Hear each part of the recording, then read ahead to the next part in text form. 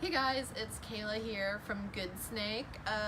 If you don't know what we do, we are experiential designers and wayfinding specialists, and we specialize in analog to digital applications. So we use a lot of traditional sign painting and lettering practices in our work, so that even though we are using modern technology, it still kind of has a human touch to it, and we find that the human element is super important for people to kind of take the most out of their user experience if they're, looking for good wayfinding, or they just want to do like an entire package of systems, or maybe they just want graphics like a mural or a sign. So we just want everyone to have the best experience when they're enjoying graphics in their surroundings.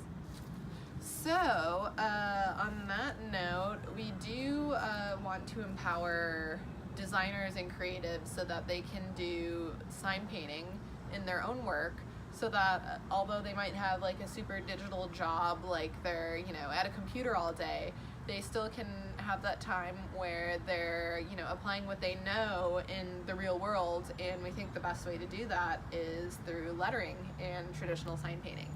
So we want you to be able to have that hands-on experience where you're still designing by hand, but maybe you can use that to become better at being a designer or creative in general, by using that to find how you can get the best applications through design. So that being said, I'll do a brief overview of all the supplies that we use. And that's not to say there's not a billion different ways out there that you can achieve the same end goal. So we're not saying this is the only way. We're not saying that this is the best way for you, but this is what works for us. And through trial and error of over a decade of doing this, these are the supplies that we would use on a regular basis. And a lot of it you'll see isn't fancy. We think that there's, a lot of overkill products out there. And there's lots of stuff that you can just do yourself that you can use in an application. And I think we have a special guest, Frankie. Hey, Frankie! Should we give Frankie a cookie? Cookie break.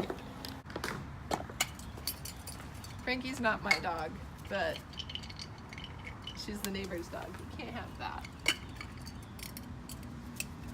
Over at Bearded Lady, who does screen printing. This is Frankie. And she knows where to find the cookies. Are you a good girl? Come here. She doesn't know that I just broke into 3 pieces. Okay, bye, Frankie. Are we gonna leave that in there? Okay, so this is a brief overview of all the sign painting supplies that we use, and this is through trial and error. Like, obviously when we first started, we thought we needed all the fancy tools and tricks and everything, but we like to do bare bones, as minimalist as possible, and something that's super accessible. We're all about accessibility in our work, and we feel the same when we're teaching other people the value in hand-painted signs. Okay, so through that, we've developed the way that we do things, which is, affordable, accessible, anybody can do it. You don't have to, have access to one of those really fancy sign painting supply shops. So we know not everybody does that. Maybe you live in a rural area, or you live in another country where they, don't have a lot of these American sign painting supplies. So we just want people to be able to do it in their home with what they have, or in their studio, in their workshop. So yeah, we don't think you need to get like all the fancy name brand stuff. So this is what we use. So first off, you might be like me if your skin's kind of sensitive. When I first started out, I didn't use gloves at all, but if you just want to get these like nitrile exam gloves, just these kind, they're chemical resistant. You can usually get them cheapest at the grocery store, in the cleaning section. Like, I got this big box of 200 gloves for $5 at H-E-B, so those are super nice to have. Or like, if you're mixing paint and you don't want to clean off like 50 colors off of your hand, it can get really messy. It's just good to have just for that. So when you're starting off, and you want to make signs, MDO is really great. It stands for medium density overlay. That's just your regular commercial signboard. You can get it at Home Depot. It's a little bit pricier, but it comes in 3/4 inch and 1/2 inch. And if you're lucky enough to have a really good lumber supplier, I like to get the weather resistant kind from there. And it should be about, like, for a 4x8 foot sheet for like a 1/2 inch variety, you're looking at probably about $60 usually. And you know, 4x8 goes really far if you're going to cut it to make a bunch of signs. And you can have somebody cut it for you. Yeah, or you could just have somebody cut it for you at the supplier, at the if you need it to hardware fit your store. car, that kind of thing. So, yeah. Usually when you get that, you'll want to always make sure that you prime it before you start painting on it. So I like to just get the Kills to latex. You know, it dries pretty fast, and it'll block any stains or anything on it, and that kind of, even though it is weatherproof, it just kind of gives it like an extra seal, and then it makes it so the paint doesn't absorb into the wood, but rather sits on top, and that gives you like a really nice finish, and then you save a lot of paint because it's not soaking into the wood. So as you can see here, like, this is just a piece of scrap, but it's got these little layers. I think it's like dipped in formaldehyde or something, but it lasts forever. So great product to have and kills. And if you're just gonna be like applying it on really quick, I just like the little small rollers you can get at Home Depot with the little cages. And you can either get the foam ones, they're called like weenie rollers. You could just slide those on, or if you want to get like the bigger ones that are just like the cardboard that's coated in foam, that's another thing to do too. What are our neighbors doing? So yeah, that's great for like coating out large surface areas. And then if you're not going to do that and you have something smaller and just need to do it quick, I like just your really standard Purdy brushes. They last really long. They have a good chisel on them. You should get these at like Home Depot or something like that, and they'll last you a while if you always clean them out and then make sure you take care of them. So yeah, both great ways to apply your base coats onto any of your MDO pieces. Next off, 409. 409 is your friend. Just get the regular unscented one. It's really great for either cleaning off your finished signs, or if you're going to clean your window before you are maybe going to do some lettering on glass. And it's way better than like anything ammonia based, because you never want to use anything ammonia based if you're going to be doing hand painting. It'll disintegrate it over time. But 409 is just a really great degreaser, so if anyone has like, you know, finger oil on anything, or if there's sticky stuff, or if you know, you drew on a sign with like a Stabilo or something like that and you want to wipe off the oil pencil, this is really great for that. It's gentle and it won't really mess up your enamels at all, so that's really nice to use. And you can get that at your grocery store, nothing fancy. So for brush oil, I just use regular 5W30 motor oil, and we try to do it non-synthetic.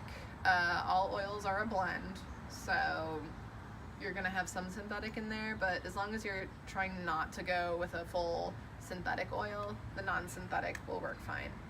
And I just like to put it in a can, and then whenever I'm done painting, this will make sense in a minute after we explain all of that, I just take, you know, I cleaned out my brush really good and paint thinner, I wrung it out a little bit, then, you know, I'll dip it into the brush oil, chisel it on the side, you know, fan my brush back out, put it back into storage. And then that way I know if there is any paint in the heel or any weird residue, it's going to be sealed by the oil. So then the next time I'm ready to paint, I clean it back out in the thinner, and it would have already like locked in something that would have otherwise ruined your brush if you let it dry in there overnight and you didn't clean your brush well enough. So it's just a good precautionary thing, and it keeps your brushes lasting really nice. More natural oils, like I've heard of people storing their brushes in things like mineral oil and olive oil, that can attract rodents. If for some reason you have your brushes out in like your garage and you didn't put them in a box, like animals will eat stuff that's natural. So also a good precaution, motor oil. And you can get that really anywhere, like your AutoZone kind of thing, auto parts stores, some grocery stores or gas stations have it. And just get the cheapest non-synthetic motor oil you can get. And I keep carrying this around. This is just a palette knife. This one's like 100 years old. It was my grandmother's, but I like using that just to like open things, mix things real quick. You don't need one, but you'll find if you have your one tool that you use kind of for everything. This is mine. So moving on, mall sticks. You've maybe seen these, and like, you know, there's like fancy sign painter ones that are like retractable, and you know, I think a lot of that's overkill. I just like to get like a wooden dowel and then rubber tips for chair legs, and I just kind of glue one on the end, and then I make them in a variety of different sizes, you know, for all different situations, from like really cramped spaces to, you know, maybe I want like something longer because I need a lot of workable area. You can just make your own mall stick, like just cost $1, as opposed to those, you know, $30 stainless steel ones. Can you demonstrate, like, explain why you would use one and then demonstrate how? Yeah, and so this would be great if, you know, I'll just take this one. I need to hover over my design, and I'm in a tight space, so maybe I'm adding in a second color, or, you know, there's some other things I need to navigate. I can kind of set it down, slide where I need to go while I'm painting. And then that way I'm never like accidentally laying my arm in the paint. I know exactly how far away from this I am, and I can kind of reach different points and hold my hand steady. So you'll find that, you know, this is a really great tool, rather than relying on, you know, the pinky down technique, or, you know, doing a hand over fist situation. You know, you always like end up accidentally sticking your elbow in your work, and even if you think, you know, you're really aware of where your body is, you know, it's not a risk I like to take if I can avoid it just by using this.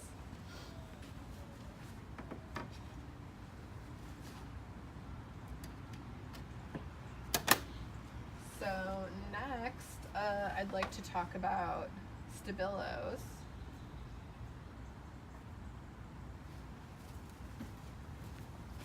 And you'll find, you know, the longer you have them, you'll end up sharpening them down to little nubs like this. But these are basically like an oil pencil, and you can use them to mark on any surface, like, you know, glass or your sign that you're working on. And it's erasable, so if you know, want to trace something out before you paint it, they come in different colors. Red, I find, will kind of stain lighter colors if you leave them on for longer, so I usually stick to like the darker navy color or the black if I need to mark on my, you know, piece. So by using these, you draw it out, you paint it, you wait till your design has dried and everything and it's cured, and then you could wipe it away with your 409, and, you know, you would have created like a clear area that's defined of where you need to paint if you're doing something really complicated, or you're worried that your pounce pattern's going to rub off. So that's really helpful. I love these. Do you want to demonstrate using it and then erasing it? Yeah, sure. So, you know, say, okay, got my enameled piece all finished. I think I'll do a little polka dot there.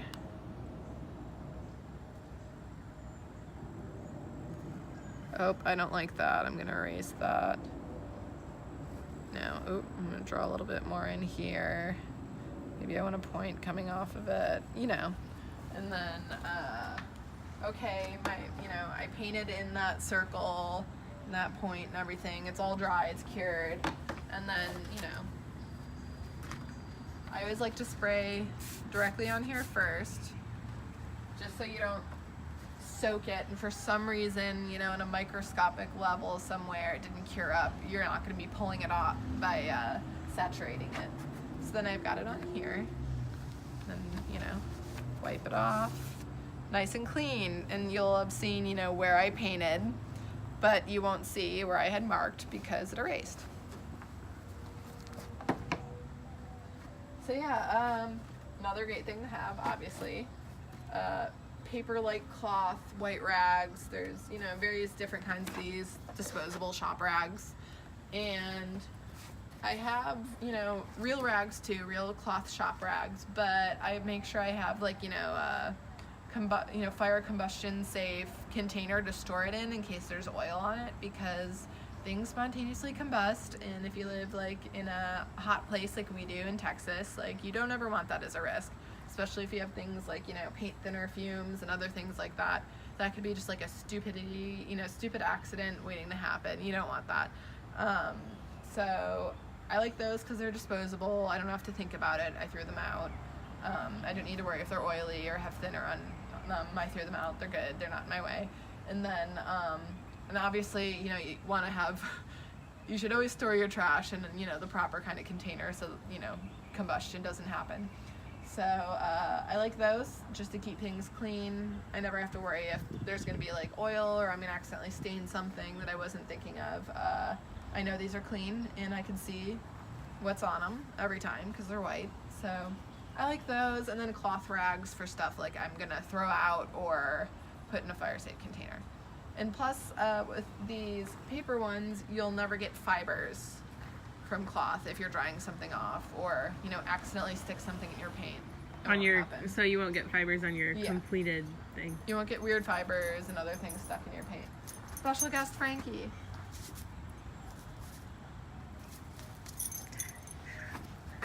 Okay. So next thing, obviously, I like to have different sorts of things to open my paint cans, you know, your regular, they call them either church keys or something different along those lines. It's handy, you could use it to open your paint cans, you know, like normal around the edge. And it also has a bottle cap opener, so if you're drinking soda, it's there for you, because, you know, you're like, oh, I don't have a bottle opener, that kind of thing. And then another good thing is palette knife. You can use that to open cans, or if you need to mix something really quick, it's just kind of, it's big enough to kind of do all the things. It could be a stir stick, it can open things. Just super handy to have if you happen to have a metal palette knife. I like to have a variety of different straight edges. It's like these, you know, your triangle, T-squares, just all kinds of drawing tools. Really great to have. Architecture supply places will have that, maybe like a blueprint store. I like to have different tools for like drawing angles and things like that. And then also like an architect scale, like if you need to convert like inches to feet, if you're just drawing everything by analog and want to design that way, this is a really easy to use tool that's really great for if you're drawing just normal size and you want to do it to scale for something really big. But obviously you don't want to draw it, you don't want to draw a 40-foot mural with 40 feet of paper. You probably want to do it on just like a regular 8.5 by 11 piece of paper. So this is super handy if you want to practice that. Another thing, I like to save my cans.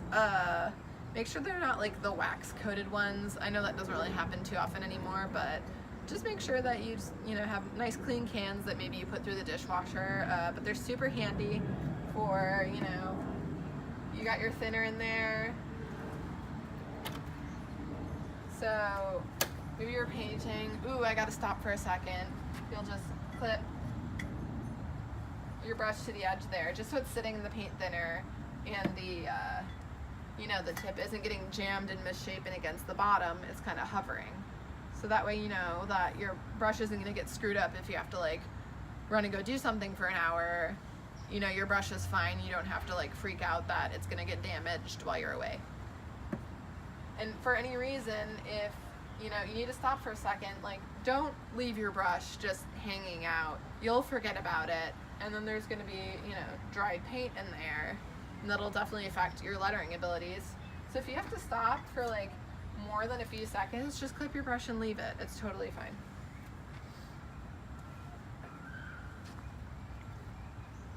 And then obviously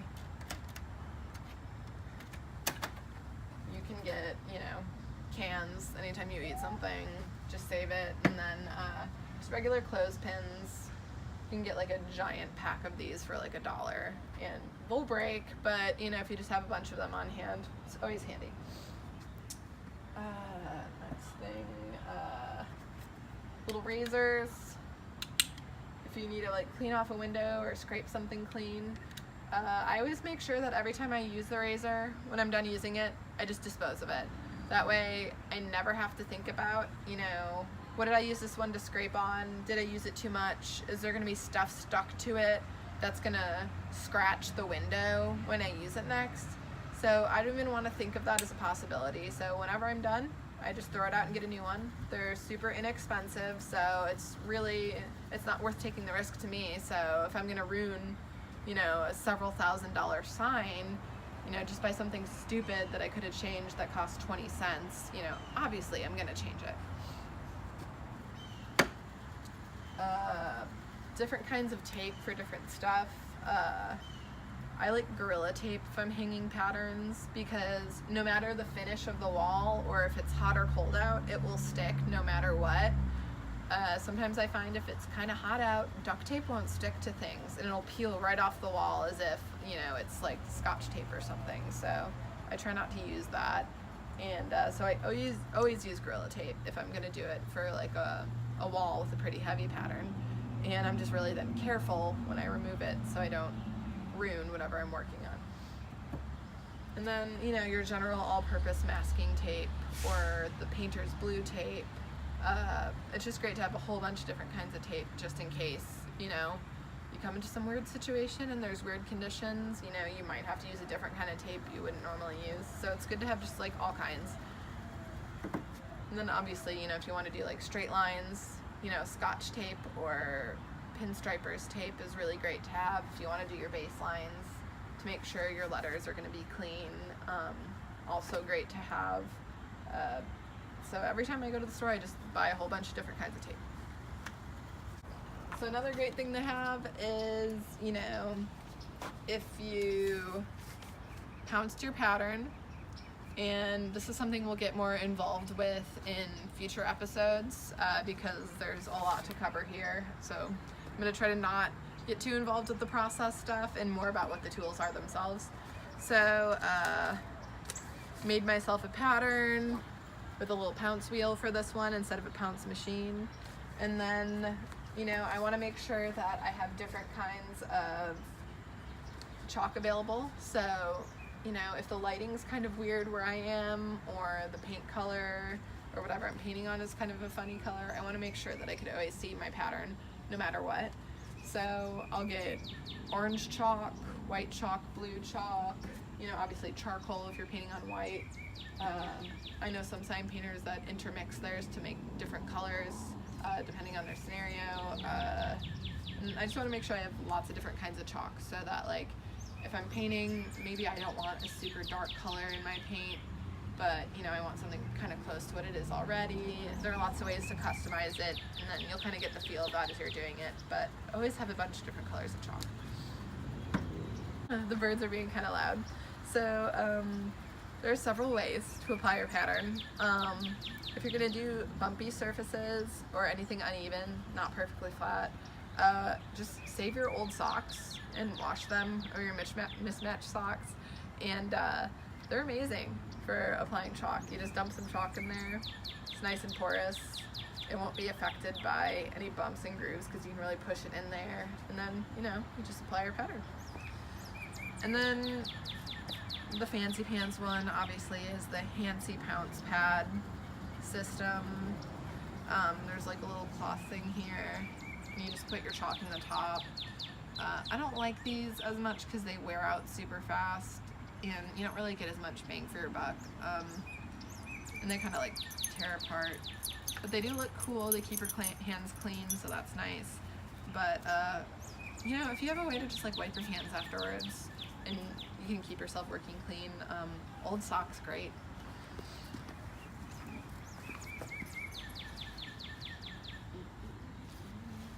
And then you want to make sure that you store all of your different chalks in separate bags so that, you know, they're not all mixing together and making everything kind of a mess.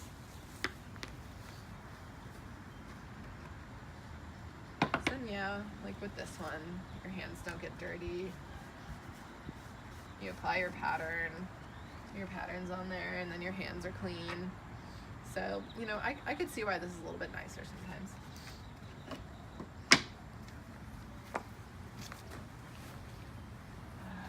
Let's see. The next thing to discuss would be your different kinds of paint. So obviously you have, you know, you always want to make sure you're using the right kind of brush for the right kind of paint.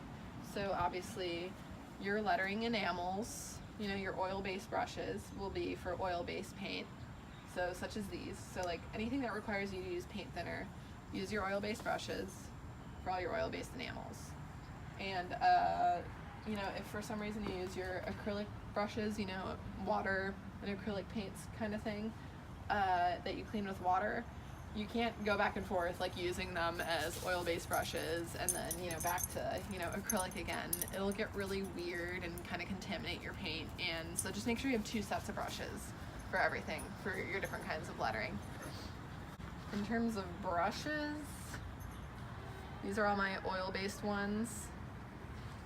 So I have, you know, your regular kind of wall brushes like the Purdy's.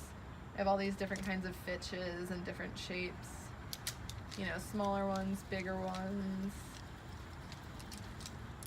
And I kind of keep them separate and make sure I don't ever accidentally use them for acrylic lettering.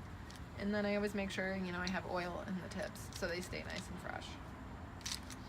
So these will be more for like wall stuff. You wouldn't use these if you're doing something, you know, detailed on a smooth surface. You would use your other kinds of brushes, and I'll show you those in just a second. These are more for like you're painting on like a concrete wall kind of thing, and you need to get the paint in there, or something really large scale. This would be it.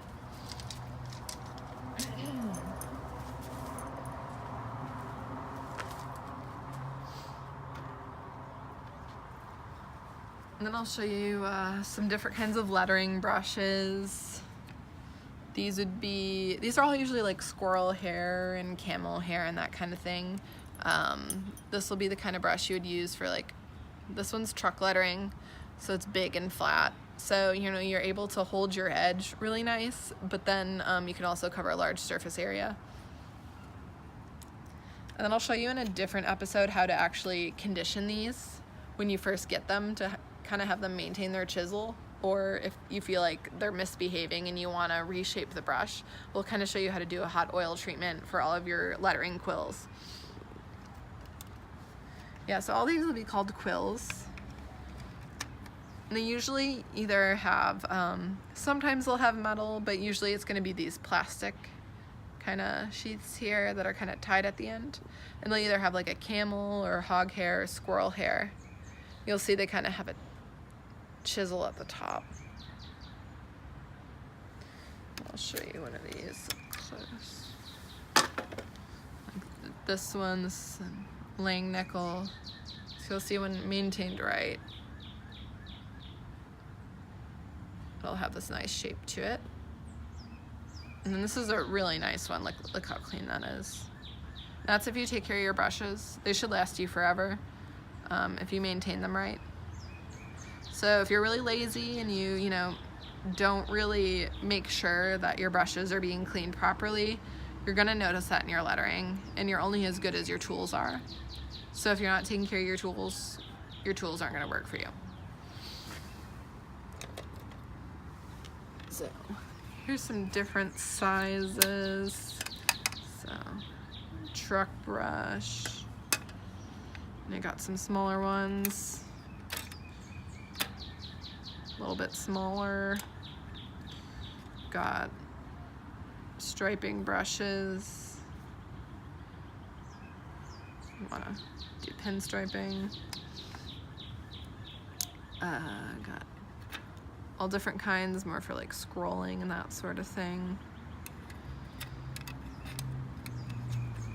There's all kinds of different shapes and sizes of lettering quills. I like to have anything from 00 to about a 4. That's a good starter set because, you know, you can get a 0 to be a double 0, sometimes a 1. You can get a 0 to act like a 1. You can get a 1 to maybe sometimes act like a 0. It's all about the amount of pressure that you're applying to your brushes and kind of, you know, what kind of lettering styles you're doing. So you can actually, you know, if you get really good and familiar with your brushes, you'll be able to get them to do other things. What are you flicking your hand for? Scoot back. So I think that some really good starter brushes, I like Scharf's. So you can see these here. I think they have a really good texture that's going to be really great if you're just starting out. They're not too firm and they're not too soft, so they're kind of somewhere in the middle, and you'll be able to get some really good control when you're starting out, which you're definitely going to need a lot of because you're not going to have as much confidence. And I think they're just like a good starter brush, and they're my chosen brush for what I like to use for different applications. But I also recommend if you like something softer and more responsive, Langnickel makes some really great lettering quills. So I think they're also like a really good brand. A lot of people use French Masters. That's the brush I used when I first started out. But as you find, like, you'll find the brush that you like to use, like you'll find a brand that you really enjoy just based on your natural, you know, gait and how much pressure you apply naturally. You might like French Masters. I don't really like Max. I know a lot of people like them as like the preferred lettering brush. They're not my favorite, but it's very popular. You're probably gonna be able to find those anywhere. Like if you only have access to like a hobby store, they're probably gonna have Max. So they're not a bad brush per se, but personally I don't like them as much as I like Scharf's or Langnickel's. I think just Scharf and Langnickel makes a better product. So just first size set, I would say get a double 0, 0, and maybe like a 1, a 3, and a 5. So you can kind of get, you know, the basic sizes and then everything else in between. And I don't like to share my brushes with other people, and you'll find that you maybe want to, you know, do that as a practice too, because yeah, it's kind of like, you know, getting a magic Harry Potter wand or whatever that's just for you. You'll find if somebody else uses your brush and they're super heavy-handed, they're gonna bend your brush hairs to act differently, and it'll kind of like take on that other person's fingerprint. And then you might even have to recondition your brush again after it, because you'll be like, ooh, this feels weird. Doesn't feel like how it normally does when I use it. That's because you let someone else use your brush. And it's fine, like you can always, like, your brush isn't ruined after someone else uses it. Just make sure you recondition it if you want it to feel how more it felt when you used it. So just don't let other people use your brushes. They're yours and they're very specific to you. So those are just a few kinds. There's a million different brushes for every application, but this is just like the quick and dirty starter kit kind of thing. So yeah, I would recommend, you know, you get yourself just some regular like craft fitches that you use for, like, if you're doing wall work for oil-based stuff, that's fun to have. Make sure that you have several different sizes of lettering quills, these ones, you know, with the plastic and the little tie on them, and then maybe like a few different other ones for like scrolling and like just illustrative stuff, you know, with the metal tip there. These are good for like if you're like, you know, maybe painting some animals or some flowers or any other detailed stuff.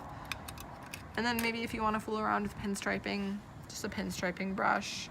But, you know, there's all kinds of things like brushes for scrolling, so on and so forth. And it's just fun to have them and just try them out. And it's never too many brushes. And then they make these kinds of little boxes you can store your brushes in so that they're always flat. And it's just nice to protect them, but you can also just get a piece of cardboard and some rubber bands and do it that way, but just something so your brushes are always in a good place. Alright, here. So in terms of paint, I really like Ronin. I think Ronin makes the superior sign painting enamel, and that's just, you know, me personally. I noticed whenever One Shot, the brand, was purchased, the entire company was purchased by, I think Matthews Paint Company was acquired by PPG.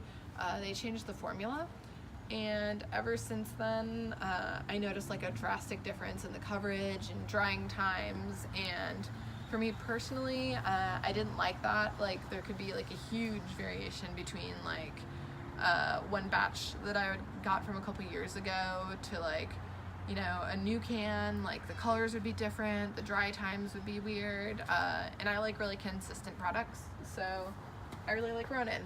It's made here. What's not to like? And they have a variety of different products.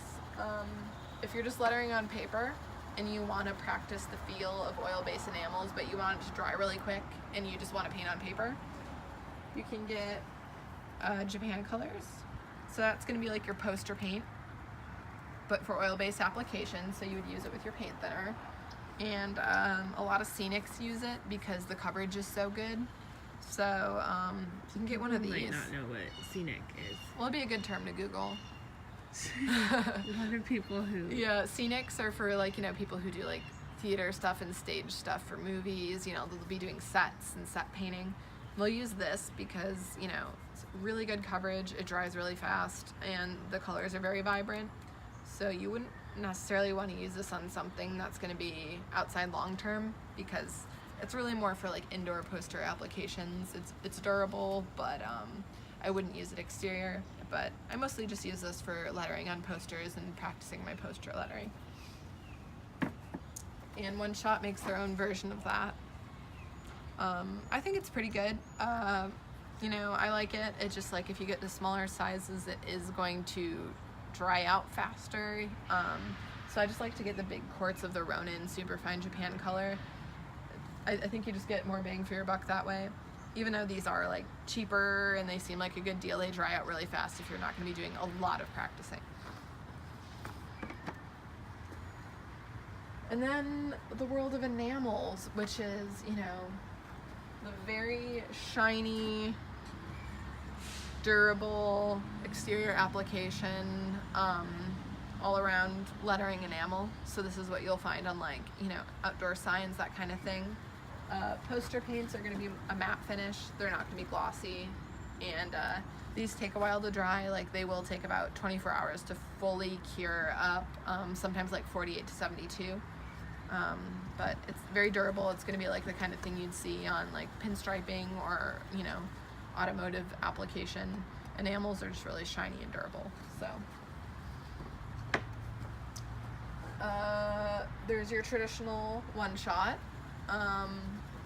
So it definitely isn't one shot anymore. I've noticed that it does take maybe 2 or 3 shots to fully cover. So, you know, if you're using, you know, lighter colors like yellow, you're going to want to make sure that your base coat or whatever you're lettering underneath is white, because it's going to take you forever to coat it. So, you know, make sure you know your color theory as you're experimenting with this. Still a good product. I'll use it from time to time. I really like their gold, but all of these will come in gallon size, quart sized. I think these are half pints and then quarter pints. And then there's like, I think you could still get pints of this paint, I'm not sure, but these are the most popular size options you'll see. Plain overhead. I like the quart sizes. I think it's like, it's not small enough that it's gonna like skin and dry up and you won't be able to use it, but and it's not too big that you're completely stuck with something forever. So you know you always have something kind of fresh all the time. So I like quart sizes. I think a good starter kit would just be get your chromatic colors. So you know, I'd like to get like a white, a black, and then, you know, all of your process colors. So magenta, yellow, and cyan. And yeah, that's just like a good arsenal to have, so you can learn how to mix colors and things like that. Although you can buy like 30 different out of the can colors, a lot of people don't realize that you can actually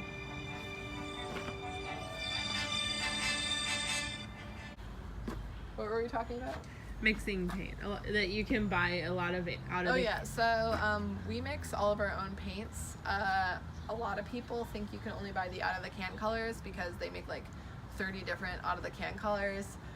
But if you know anything about, color theory, we know that everything is made from CMYK, so cyan, magenta, yellow, and black, intermixed in different proportions to make every color that you see. So, a lot of people think that they're stuck with these really goofy, vibrant colors that they have available, but you can actually mix all your own colors if you have the process colors. So that's what we do. We do Pantone matching, and we can match any kind of color. So I think that's a really handy thing to learn too, and impress your friends with it. Paint thinner. They make a lot of One Shot makes its own version of paint thinner and all these weird additives. I like to just keep things as pure as possible, so I don't mind waiting for my paint to dry a little bit longer, so I don't put anything in my paint. I just use paint thinner and the paint itself to, get things to how I want in terms of viscosity and opacity. But so I just, get your good old-fashioned paint thinner. You can, get that at any Home Depot store. And even if you're starting out, I know it sounds really terrible, but if you absolutely do not have access to any kind of lettering enamels, or you can't order it online, you could just use Rust-Oleum. It's not the best, it's not going to have the best effects, but if you're in a pinch, I've known people who've learned on Rust-Oleum because it is an enamel and it'll be a little bit harder to work with, but you can do it. So, if you live in a really rural place, or it's really difficult to get things shipped to where you are because you're in another country, use whatever enamel there is available, because enamel is enamel, as somebody told me. But and the same with lettering brushes. If you can't find it at your local hobby store, use what you've got. Just the act of learning how to paint with a brush. You could just use a flat but longer regular hobby brush. I mean, if that's all you have, we're all about people with working what they've got. Obviously this will make your life so much easier if you can get yourself lettering brushes, but don't ever feel discouraged that you can't do something because of your situation. So we're all about working with what you got. Another thing I like to have is just tracing paper. So if you want to go completely analog on this and you just want to draw out your stuff, trace the surface, make yourself a pattern, this is really great. You can get it at blueprint stores for really cheap. It's just nice to have. And then say you don't really want to do pouncing and anything like that, you can get transfer paper too. A lot of people use that for quilting and stuff like that, and you literally just draw and it'll transfer the line on the opposite side, kind of like how typewriters used to be, that kind of thing. So this is great to have. Handy dandy popsicle sticks, really great for taking paint out of a can. You just put it into your unwaxed Dixie cup, so I'll just be removing paint, putting it in there, kind of thing, and then that way you can palette it off, work clean, and then you have these for later. You can keep reusing them as they dry. Always make sure they're unwaxed bathroom cups, because if they are waxed, it will disintegrate into your paint and you'll have a huge problem. There's nothing worse than getting wax into your paint. Terrible things will happen. So yeah, just always make sure you're working clean. And then I always like to just have a really big measuring tape. That's just one of those nicer ones. Just treat yourself, get a nice measuring tape. This one's 35 feet, you probably won't need one that big, but yeah, it's just really nice to easily be able to measure stuff, and these lock, it's nice. Just get one, and then it'll make your life so much easier. And then if you don't have access to that kind of thing, obviously use what you have: yardstick, measuring tape, anything else like that. And another nice thing to treat yourself to is, I like to have really nice pencils. I think it makes the sketching process so much easier when you're kind of planning it out when you have a really nice pencil. I like these black wings. They're kind of pricey, so you can obviously use any pencil, but if you're not going to buy yourself nice pencils, buy yourself a nice sharpener. Just invest in a nicer pencil sharpener, and you know, just so you always have like a really nice sharp point that's very accurate.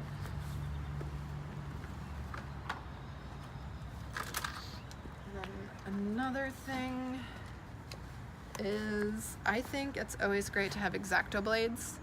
So if you want to make yourself a pattern by hand, you can, you know, just stick a sewing needle in there and just poke the holes out, and then sand the back so that you can, you know, see through it, and then you could, you know, do your chalk transferring over it. And then if you have any relatives who are into quilting, you might be familiar with a pounce wheel for pattern making. Also an old school sign painting tool. So it's like a little spur pizza wheel, and you would just run it along your paper wherever you drew on your pattern, and it'll poke tiny holes on the opposite edge. Wherever I put that. So like on this one, you know, I ran my pounce wheel on it. So you'll see that there's all these holes on the back. So I just took sandpaper and lightly sanded it, and then you might be able to see through.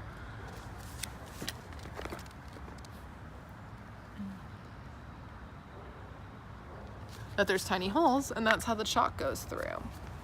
So lots of applications. Obviously, you know, some people project. There's all kinds of different things that we'll get more into, but I think overall, this is a good starter kit. So if you want to come over here.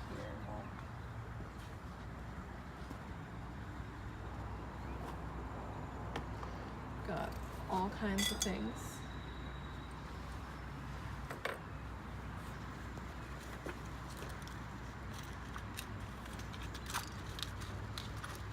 So the quick and dirty sign painting starter kit that I think anybody could really, you know, this is very accessible, I think, for the most part. Did I start out behind here? Okay, well, and behind here.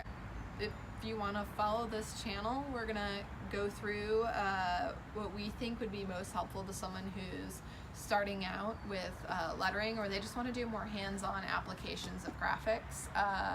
We'd love to show you how we do sign painting. That's not to say we're the only way to do it or the best way, or it's very personal to you. So once you get started with what we think is the basics, you can really figure out what ways that work for you personally, because this is a very personal process that's very human. So obviously you're gonna have your favorite ways of doing things, but this is our favorite way. So feel free to follow our channel if you want to see more kind of sign painting stuff like this that we think would help promote more accessibility in design. I'm trying to say where else people can find us. And you can also find us, you know, on Instagram. We do have a Facebook that, you know, not as active, but we're on our website at www.goodsnake.com, or you can visit us, you know, on Instagram at goodsnake, and really anywhere else on the internet. We're everywhere. Or if you come to Austin, we're here too.